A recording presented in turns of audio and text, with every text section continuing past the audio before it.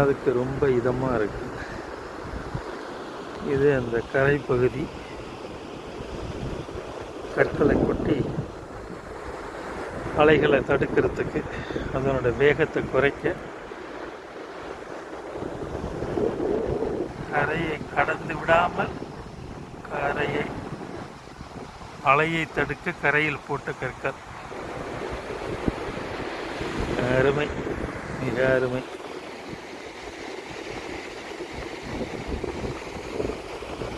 இப்போதைக்கு தண்ணி இங்கே இருந்திருக்கு. இப்போதைக்கு தான் தண்ணி இறங்கி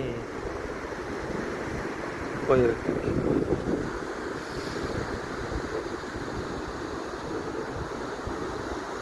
இவ்வளவு அழகாக இருக்கு. வானமும் இன்னைக்கு ரொம்ப நல்லா இருக்கு.